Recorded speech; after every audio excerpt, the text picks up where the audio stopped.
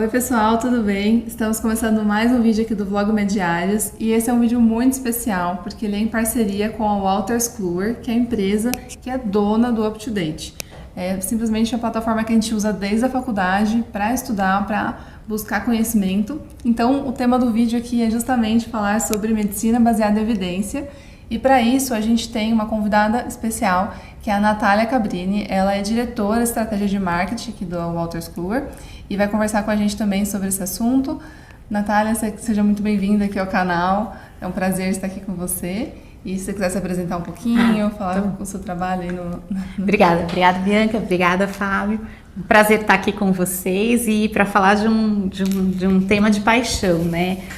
Que é medicina baseada em evidência e ter essa possibilidade de trabalhar junto com a comunidade médica, tanto na parte acadêmica quanto ali no ponto de cuidado do paciente, com uma solução como o UpToDate. A gente é de uma empresa que chama Wolters Kluwer, uma empresa holandesa, fundada lá em 1830, que nasce de um negócio de produção científica. Então a gente nasceu como editora e ao longo dos anos fomos expandindo em diferentes áreas de conhecimento, uma área muito importante, a área da saúde. O UpToDate é uma das soluções que a gente tem, junto com o UpToDate Legacy Drug, que é um UpToDate, vamos dizer assim, mais para as drogas, os medicamentos, né, muito utilizado por farmacêuticos clínicos dentro dos hospitais, além de soluções que são, hoje no Brasil a gente também tem uma solução que gera alertas para os médicos enquanto eles estão fazendo prescrição dentro do prontuário eletrônico, e tem uma solução que ainda não está aqui, mas que a gente em algum momento deve trazer, que é o UpToDate Patient Engagement.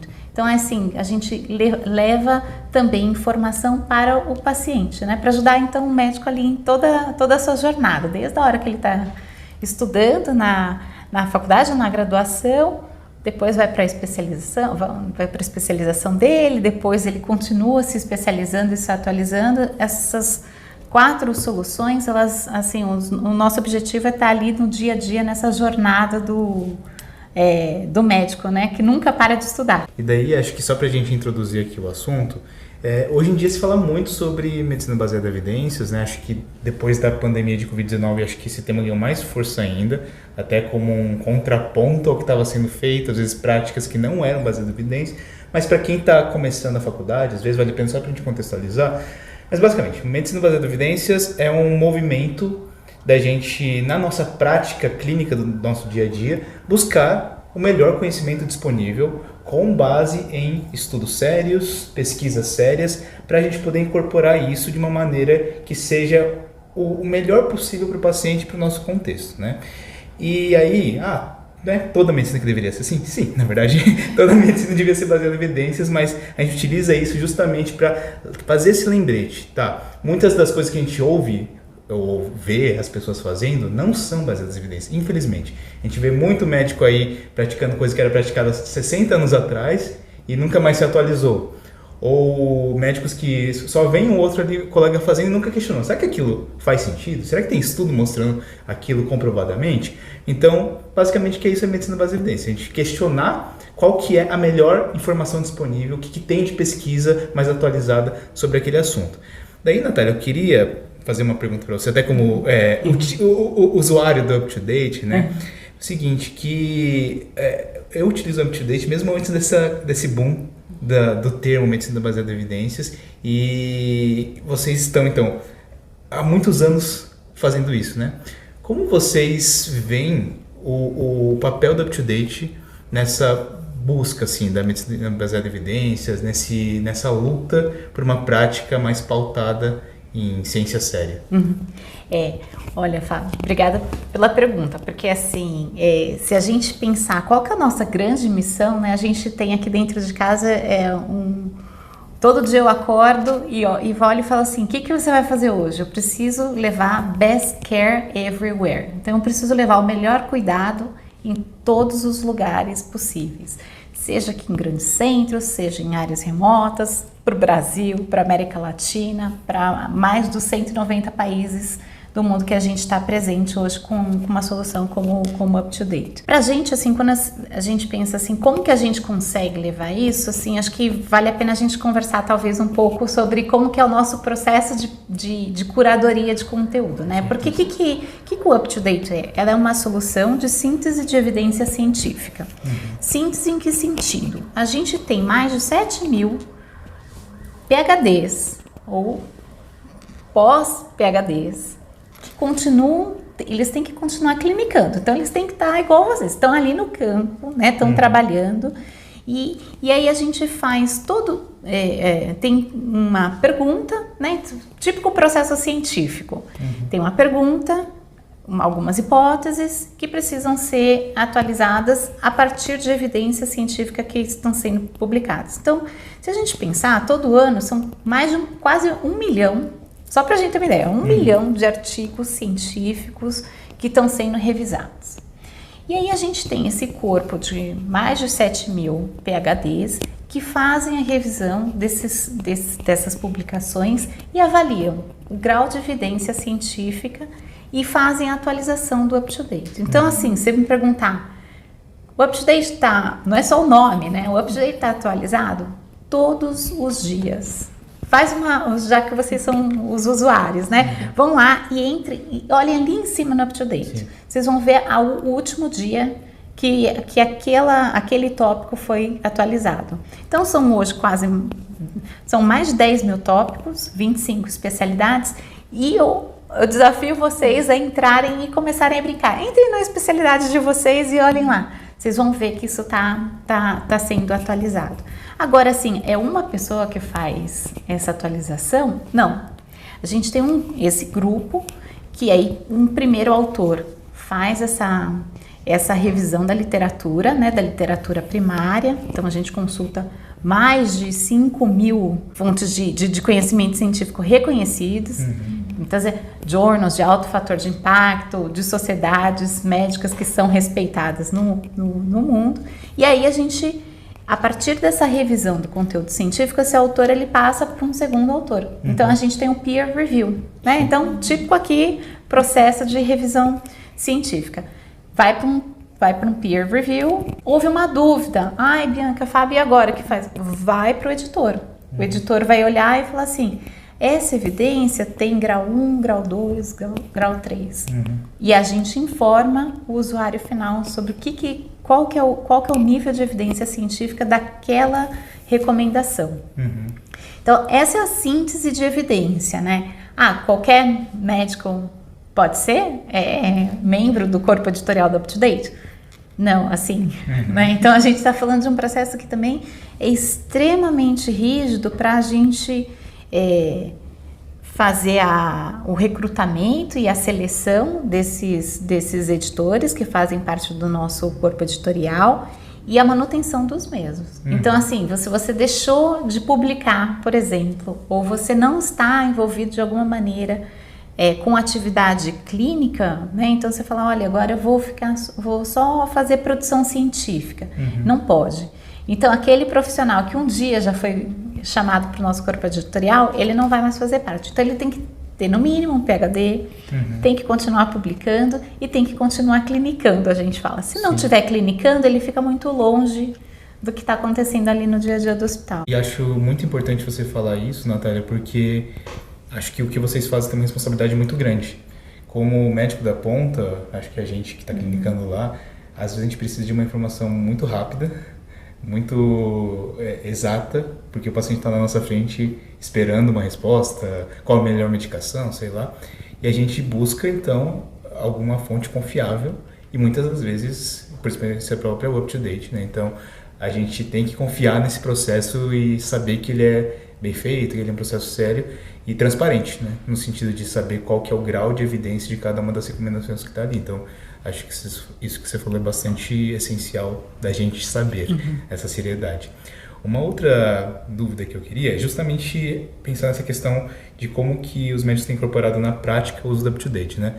Porque tem muita ferramenta que a gente ouve por aí que fala que é baseada em evidência e tudo, mas às vezes não é tão prática no sentido de ser fácil de encontrar informação ou de não ter uma experiência do usuário bacana, uma plataforma bacana.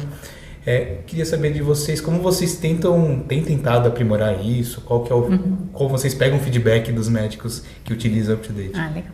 Olha, assim, até para te dar, assim, compartilhar com todo mundo aqui um pouco dos dados, né? Você imagina assim, a gente está o tempo todo interagindo com mais de 2 milhões de usuários espalhados por esses 190 países, né? E a gente busca feedback do usuário ali final para saber, olha, como que a gente pode melhorar. E entender como que eles estão utilizando as soluções. Então, assim, em média, um médico que está ali, clinicando, atendendo seus pacientes, ele tem 11 perguntas que ele teria dúvida. Às vezes ele fala assim, poxa, se eu seguir esse protocolo, e se eu prescrever esse medicamento? Imagina assim, você está no seu dia, é como se você tivesse uma dúvida por hora, praticamente, enquanto você está fazendo ali o atendimento. E aí ele usa o UpToDate. O UpToDate, assim, em média, a gente acompanha o tempo de uso para encontrar uma resposta, né? Normalmente isso dá menos de 1 minuto. A gente está cada vez menos porque, assim, a gente tem conseguido fazer essa síntese melhor. Por quê? Qual que é o nosso objetivo no final? O tempo que você tem com o teu paciente é precioso. Exato. Né? Você precisa olhar no olho, você precisa fazer uma boa anamnese, depois você precisa chegar ao teu diagnóstico, depois fazer a instrução, né, de qual tratamento que vai ser feito. E acalmar o paciente, porque muitas vezes ele está num momento ali, num momento de dor, num momento de ansiedade, tem normalmente um familiar junto, e aí você também tem que atender esse familiar. Então, reduzir o tempo de resposta aumenta a quantidade de tempo que o médico tem para fazer esse olho no olho, para ter essa atenção humanizada. Para vocês que são usuários também, como experiência, talvez vocês já estejam começando a ver que estão mudando um pouco o layout, o formato do UpToDate. Por quê? Porque a gente está estudando e falando assim, olha, mais gráfico, mais diagrama, destaque em cor. A gente tem mexido nisso também, porque ao longo, as gerações a gente vai mudando, né? E aí a gente tem estudado como que é essa experiência do usuário. E o usuário, o usuário ele pode entrar lá. Se vocês um dia encontrarem algum tópico que vocês têm dúvida, pode estar aqui no Brasil, no México, na Colômbia, na Hungria, não importa. Se vocês encontrarem alguma coisa que você fale assim, eu tenho um outro tratamento, tem outro, ou aqui eu não sei se eu concordo exatamente, vocês podem mandar um comentário para o nosso corpo editorial.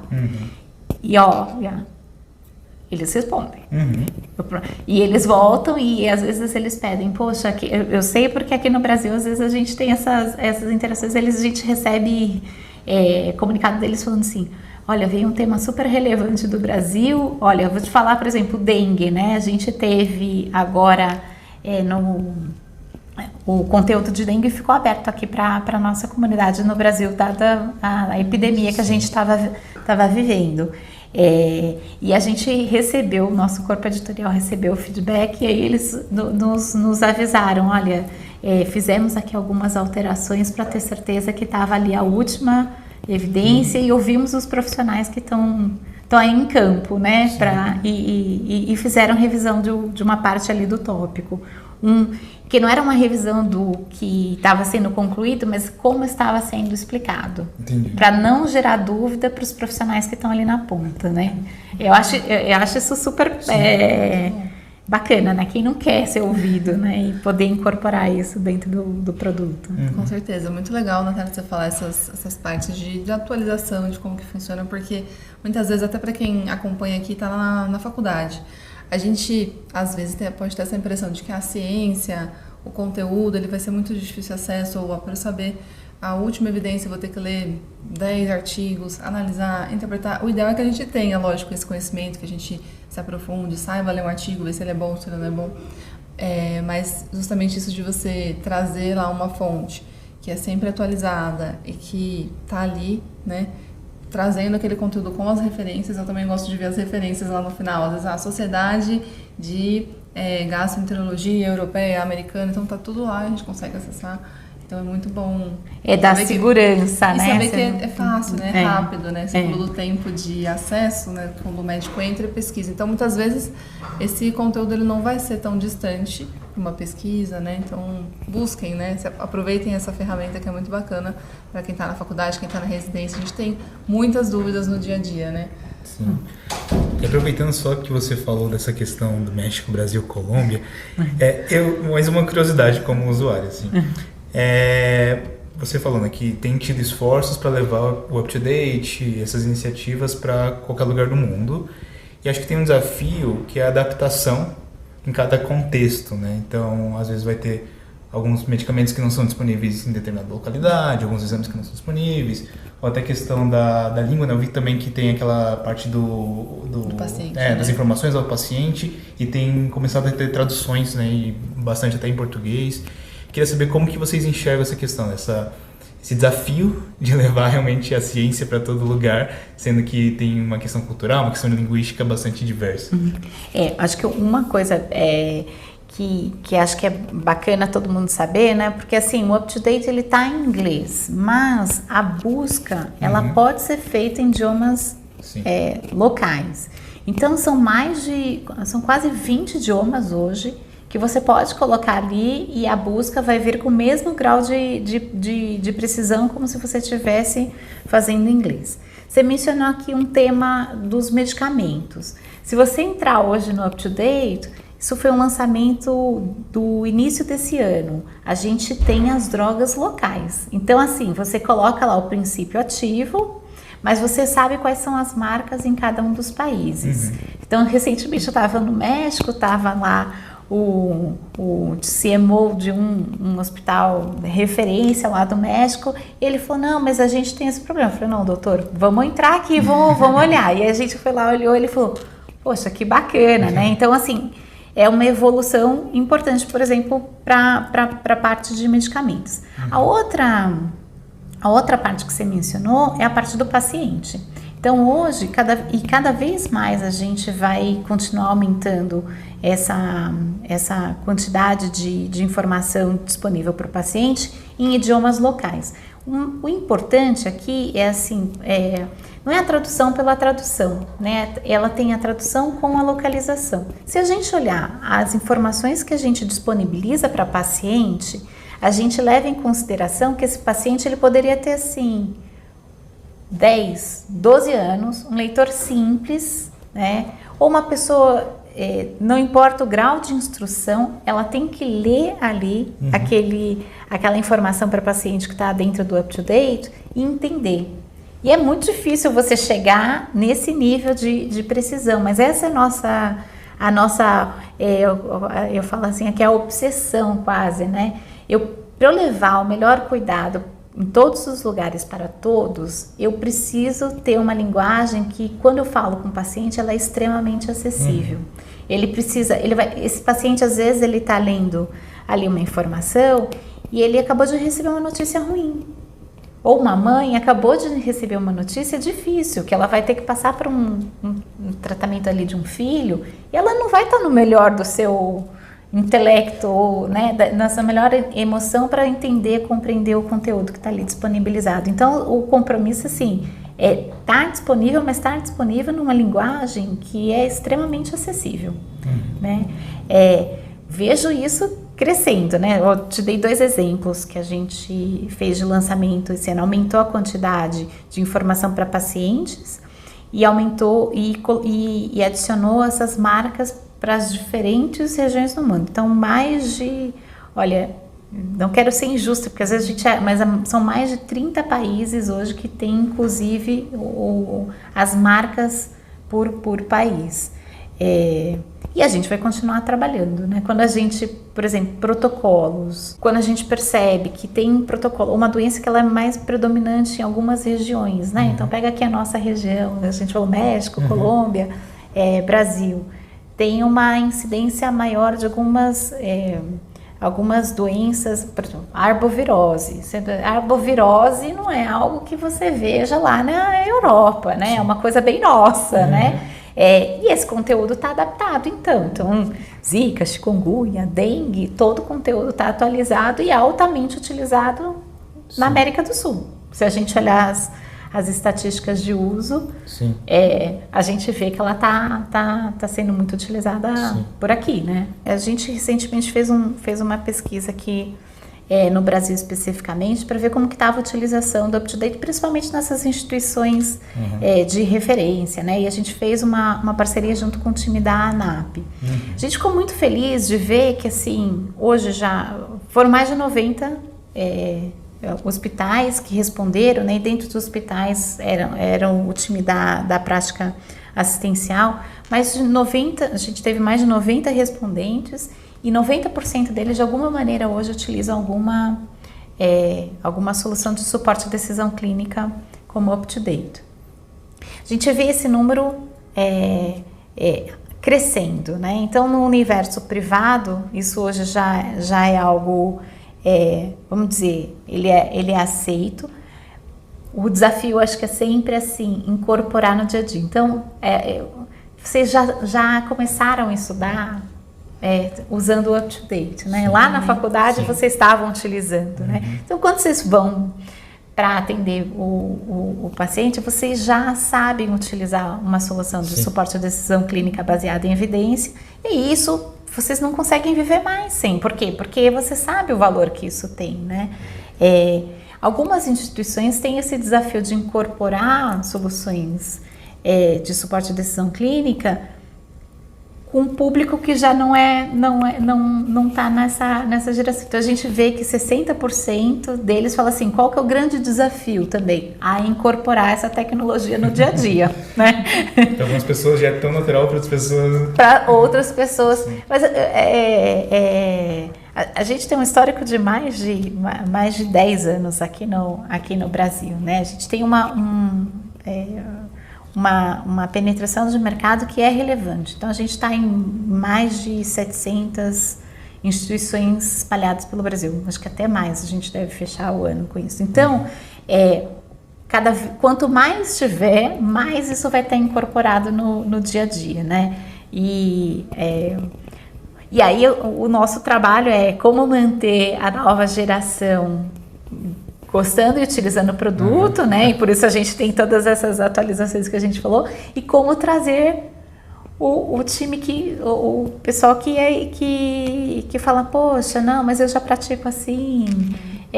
Poxa, quando eu estava lá na minha residência, eu fazia assim e ele continua fazendo, né? Então, nossa missão é trazer esse time para as diferentes gerações que estão dentro do hospital utilizarem a prática baseada em evidência, né? Então, e atualizada. Acho que o ponto é atualizado, não é dizer que talvez eles estão usando, mas de uma evidência que é antiga. Sim.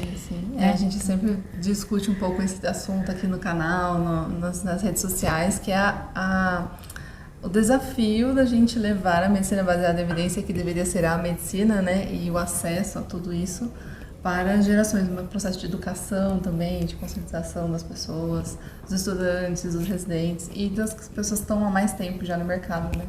Realmente um desafio, mas muito bom ver que a empresa está fazendo um super trabalho nesse sentido e a gente também gosta e sempre traz aqui para discussão esse assunto.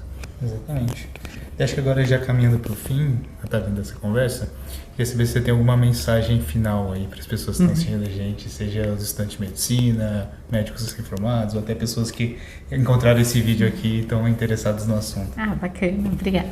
Olha, acho que primeiro, para a gente falar assim, experimentem usar, porque uma vez que você passe a usar uma solução de suporte à decisão clínica no teu dia a dia, de verdade isso faz diferença. 1/3 normalmente das dúvidas que são levantadas, e a gente faz a pesquisa com os médicos usuários, eles mudam a decisão. É dizer o seguinte, que se você atende 10 pacientes, você está usando a melhor evidência científica em 3 quando você muda a sua decisão.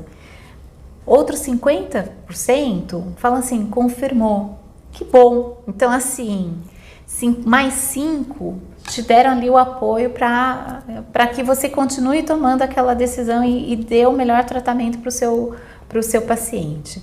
E outros 2 falam assim, nem mudou, então tá bom, continue. Mas acho que esses números são relevantes. Você ter a segurança de que você, em 50% dos casos, você estava certo, mas que 30% tem coisa melhor, tem coisa mais atualizada, tem protocolo melhor, tem medicamento que é mais eficaz.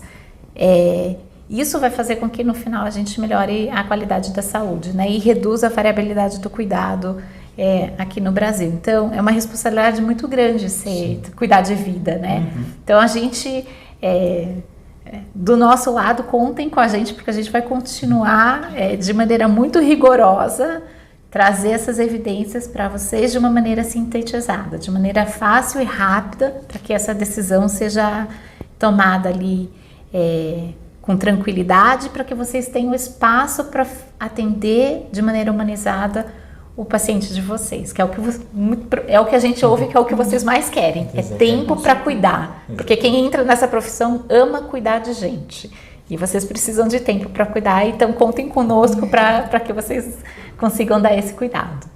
Tá certo. Muito obrigado, Natália, por todas essas explicações, essas curiosidades que eu consegui tirar como usuário do UpToDate. E fica aí o convite para as pessoas que estão nos assistindo a pesquisarem mais sobre o assunto, testarem o UpToDate, né? Para quem não conhece o artifício, acho que hoje em dia muita gente ouve falar pelo menos, mas incorporar mesmo na prática, porque ajuda bastante e salva nosso dia quando está ali no aperto. E é isso que tínhamos para falar aqui no vídeo de hoje. Espero que vocês tenham gostado. Não se esqueçam de seguir a gente nas redes sociais, deixem comentários, sugestões, críticas, e a gente vai se vendo nos próximos vídeos.